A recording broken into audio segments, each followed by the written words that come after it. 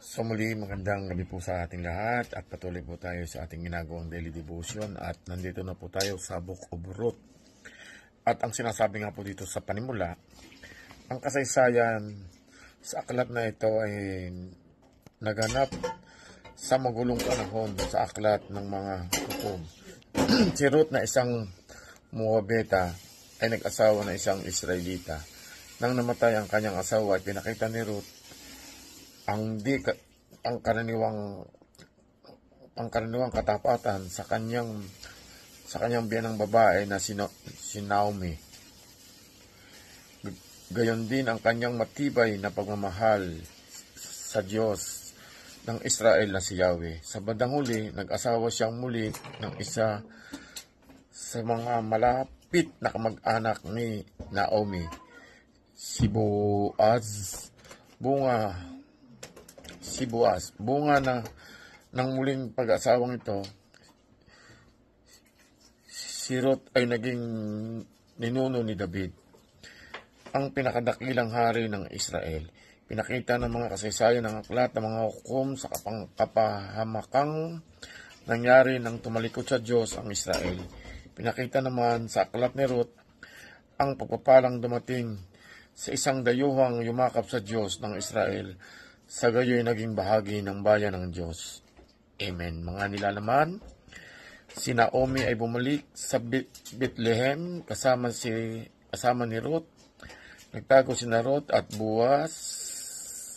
Naging asawa ni Boaz si Ruth. Ito po ang chapter 1. Ang takip pong share ito po sa verses 1 to 3.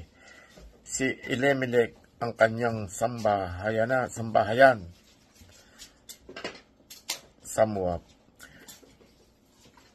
Nang ang Israel ay pinamunuan ng mga hukom, nagkaroon ng tagutom sa buong bayan. Kaya't ang mag-asawang Elimelech at Naomi na mga taga Bethlehem, Juda ay pasamantalang munang nanirahan sa Moab kasama ang kanilang mga anak na sina Malon at Quilion. Ang pamilyang ito ay mula sa angka ni Ephrata. Namatay si Moab. Si Elimelech ay naging naiwang biyuda si Naomi. Ang dalawa nilang anak, si Naomi, ang dalawa nilang anak. Purihin po ang Panginoon sa pagkabasa ng banal na salita. Amen po. Magandang gabi po sa ating lahat at muli tayo po mag-share sa ating daily devotion dito po sa Ruth chapter 1 verse 4 to 6.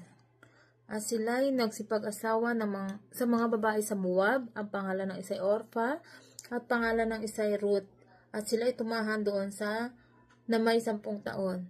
At namatay kapwa si Mahalon at si Chilion. Ang babae ay naiwan ng kanyang 2 anak at ng kanyang asawa. At na magkagayoy, bumangon siya sa kasama niyang kanyang 2 manugang upang siya ay bumalik mula sa lupain ng Moab, sapagkat kanyang nabalitaan sa lupain ng Moab kung paanong dinalaw ng Panginoon ang kanyang bayan sa pagbibigay ng kanilang tinapay. Amen. Magandang gabi po sa lahat. Ang babasahin ko po ngayon ay makikita sa Ruth 1 verse 7 to 9. At habang naglalakbay na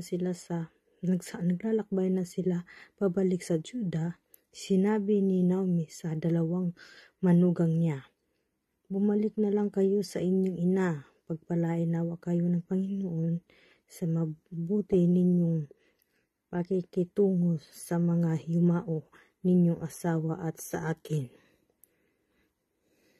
At loobin sana ng Panginoon na makapag-asawa kayong muli para magkaroon kayo ng maayos na kalagayan sa panibagong tahanan."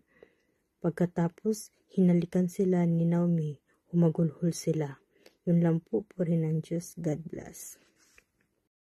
Ruth chapter 1 verse 10 to 12.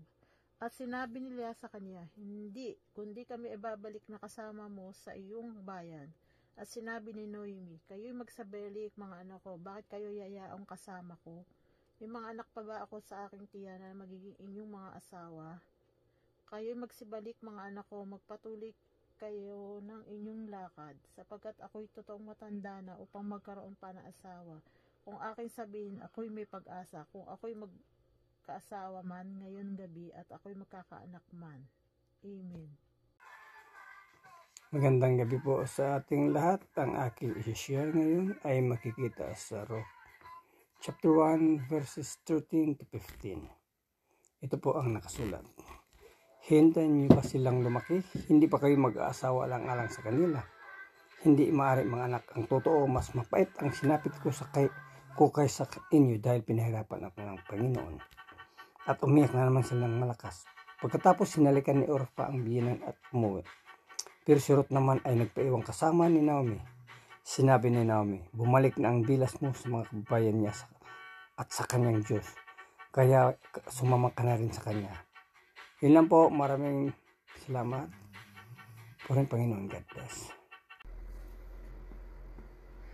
Magandang gabi po sa lahat. Babasahin ko po ngayon ay makikita sa Ruth 1 verse 16 to 18. Pero sumagot si Ruth, huwag po ninyo akong piliting iwan kayo, dahil kung saan kayo pupunta, doon din ako pupunta, at kung saan kayo tumira, doon din ako titira.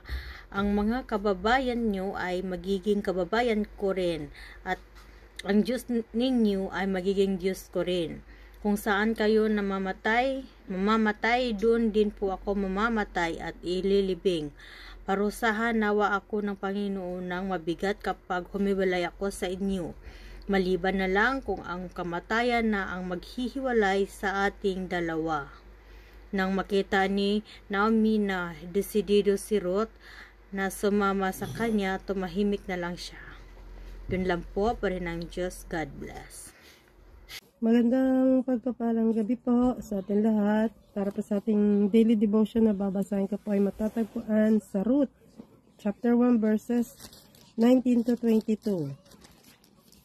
And sabi po rito, so the two of them continued on their journey. When they came to Bethlehem, the entire town was excited by their arrival. Is it really Naomi? The woman asked. Don't call me Naomi, she responded. Instead, call me Mara, for the Almighty has made life ever bitter for me. I went away full, but the Lord has brought me home empty. Why call me Naomi, when the Lord has caused me to suffer, and the Almighty has sent such tragedy upon me? So Naomi returned from Moab, accompanied by her daughter-in-law Ruth, the young Moabite woman. They arrived in Bethlehem in late spring at the beginning of the barley harvest. Purihin ng Diyos sa pagkabasa ng kanyang mga salita. God bless everyone!